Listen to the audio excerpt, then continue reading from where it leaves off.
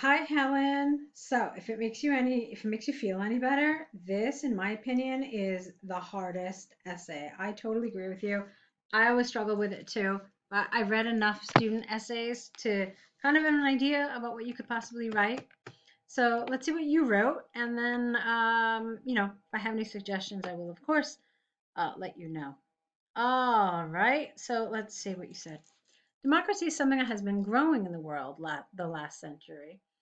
In recent days, this has started to take a change. Some believe that the reason for this is that electors have lost the control over their government due to global capital market. This essay will explain and explore why I agree that this is happening by giving some examples from personal experience. Okay, last sentence is fine. The first two had some issues, so let's talk about that.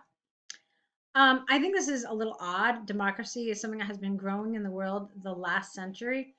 Um, I mean, not really. You can say it, but it's not really accurate. And so that kind of leads an examiner to think, oh, this sounds like a memorized expression. You don't want that. So it makes a lot more sense, in my opinion, to say something like democracy is something that in many countries around the world is a given. I mean, we don't really think about it. We don't question it, or it's something that we just assume that we have, and so um, we don't realize that it is actually being threatened. So something like that would make a little more sense to me than what you've written here. Okay, so democracy is something that many take for granted. However, and not in recent days, because that means like in the past like few days, like this month. Okay, so you don't want to say that either. Let's try it again. Democracy is something that many people take for granted. However, recently it has become known that democracy is being threatened. You could say something like that, okay? Or recently, more and more people believe that democracy is being threatened. All right, so that would make sense. And I didn't really like the electors. I don't think it's what you mean. I think you mean, uh, you don't mean electors. You mean something else. You maybe, let's say, some believe that the reason for this is that. And you know what else? I kind of want you to change this around, maybe use some different language so it doesn't feel like you've lifted so much from this. So maybe you can just say, some believe that the reason for this is that global capital markets are taking over or are global capital markets have too much of an influence over government. So that's a little better of a rephrasing, I think. Okay, and then you're fine. Let's keep going. Democracy's foundation is trust, a trust gained from everybody that voted for just that government or specific person. One of the major reasons for loss of this trust is clearly money due to the global capital market and some wrong investments. For example, if the government are spending money on the stock market and the market is declining, a large amount of money would be lost, money that could be spent, not send, could be spent on other things such as schools, infrastructure, singular, or hospitals. It's a long sentence, okay? Um, but it was all right. Therefore, due to some badly chosen investments, government will choose their electors' trust. All right, it's not just one elector, right? It's multiple electors. So S apostrophe. All right, so what are you telling me here? You're telling me why the global capital markets have control. And then I'm not really sure how relevant this is. So it's the global capital markets fault that the government makes bad investments. I'm not so sure about this. I'm not so sure. Um, let's think about it for a minute, okay? Anyway, furthermore, another issue would be that through global capital markets, and the willingness to earn, the willingness to do something, okay? The willingness to earn more money. All right, you got to worry about your grammar here. Furthermore, another issue would be that through global capital markets and the willingness to earn money, comma, some corruption will also occur in many countries around the world, especially in the undeveloped countries, comma. There is no control over how the government are spending the countries. That should be a Y apostrophe S. The country's money, and that in some cases would lead to that money lead to something ing. So lead to that money ending up in the private pockets S of the employees EES of the government. Hence, through greediness, we all lose our trust in the government. Okay. In conclusion, democracy is hard to maintain while the government are spending the investments in wrong ways, and corruption is, it's singular here, and corruption is increasing. I strongly believe that in the future, we will all need to step up and together help democracy to regain its trust. Okay. All right. So I know you said you struggled with ideas, and like I said, I don't really blame you. But the first thing to think about is we have to make sure we have an understanding of what is meant by global capital markets.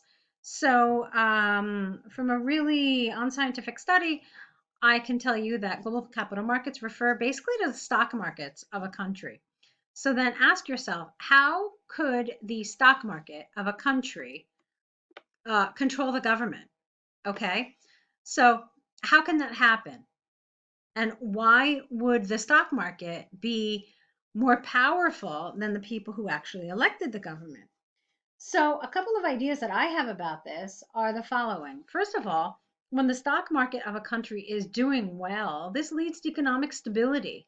And economic stability will also lead to political stability. So, for a lot of governments, it seems logical that they would want the global capital markets to do really well, right?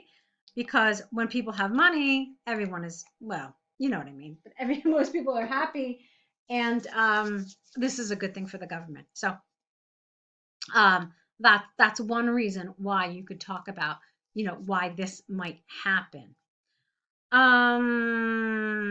But of course, if this is the government's main priority when this kind of influence gets out of control, this need for economic stability can take over things like, human rights, maybe social welfare, and lots of other things that have to do with managing a country, but that are not really directly related to money.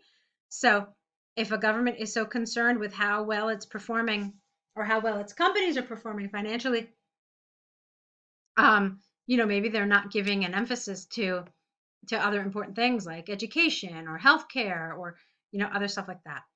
And perhaps, just go off what you were saying, perhaps there is some corruption. Okay, so maybe there's in order to continue to do well, maybe they want favors, maybe whatever. Some of the companies may in fact bribe the government. So these are some ideas you could have potentially talked about. All right, I'm not saying that they're perfect, but they are some ideas.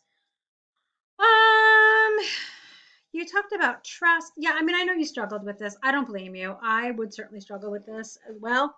I definitely say this is probably the hardest essay that we have in any of our packages. So you got through it. The things you wrote were coherent. I kind of felt like you didn't totally understand the topic, but I think it's okay. It's fine. All right. Why don't we move on to your task one here? Where is it? Okay, excellent. Worldwide. Not worldwide. Worldwide recycling Barcelona, Madrid. Great.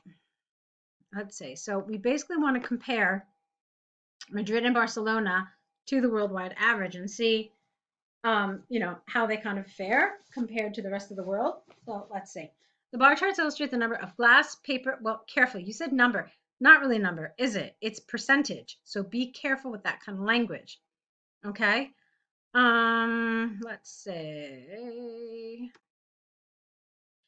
this is actually not 100% right. Look at that. That's 88 and then that's 99. So where's the other 1%? Oh well. Okay. So, the bar charts illustrate the percentage of glass, paper, and plastics that were recycled in the world with specific numbers for two different cities in Spain, Madrid and Barcelona. Great. Overall, it is clear, you don't want this comma here. Overall, it is clear that worldwide, comma, paper was the most recycled item, meanwhile glass was the least. Fine.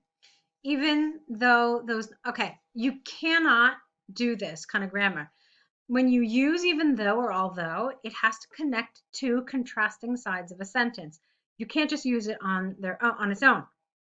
One word that you can do this with is however or yet. That would have been okay. So yet or however would have been okay like this in its own sentence. But if you're going to use even though, or although, you have to connect it with the opposing idea. So it needs to be one sentence here. Okay? So in glass was the least, even though those numbers were not significant for either Madrid or Barcelona. Okay. So you really focused on worldwide. I guess that's okay.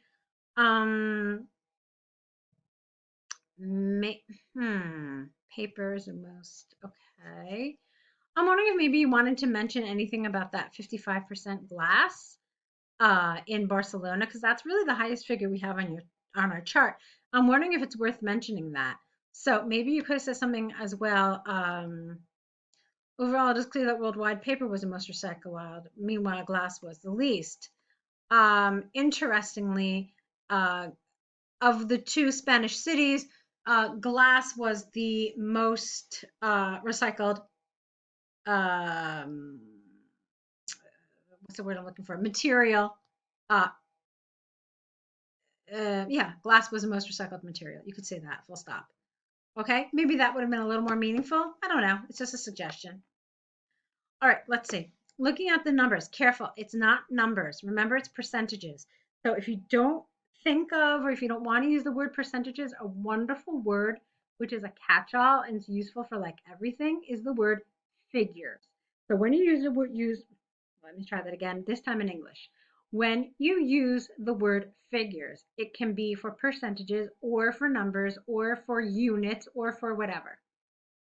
So it's a great kind of general word that you can use whenever. So looking at the figures for glass,